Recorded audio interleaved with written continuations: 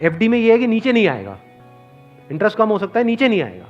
तो mutual fund में लोग नीचे आने के नाम से डरते हैं, ऊपर जाने में कोई डर नहीं है। अगर गारंटी मिल जाए कि भैया साल का इतना % तो आना ही आना है और आता ही रहेगा जिंदगी भर, तो कोई डर ही नहीं है, फिर तो सारे लगा देंगे। बट कोई गारंटी नहीं है ना, और नीचे भी जा सकता है।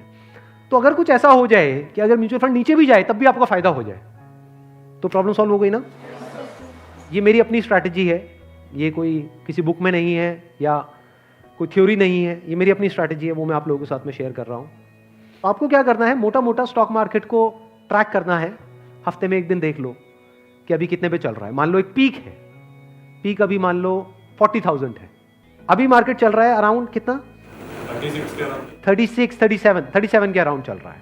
तो मेरी स्ट्रैटेजी क्या है, जैसे ही मार्केट 20% से नीचे गिर जाए, कि मार्केट की ये पीक है, मान लो 40,000 है, अब मार्केट 30,000 पे आ गया है, तो आपने क्या किया, पहले इन्वेस्ट किया हुआ था एसआईपी में, लार्ज कैप्स में, आप इमीडिएटली जैसे ही मार्केट 30 पे आई, आप स्विच कर गए मिड कैप में, not even in small cap, mid cap.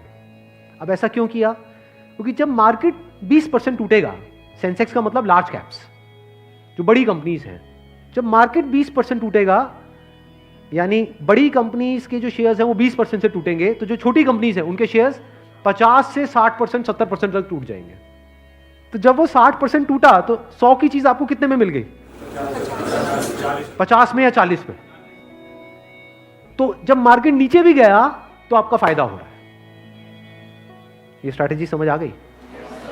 वापस से जैसे ही मार्केट जो भी लास्ट उसकी पीक थी, मान लो 40,000, उससे 20% ऊपर गया, तो मिड कैप से आप स्विच कर गए वापस से लार्ज कैप में।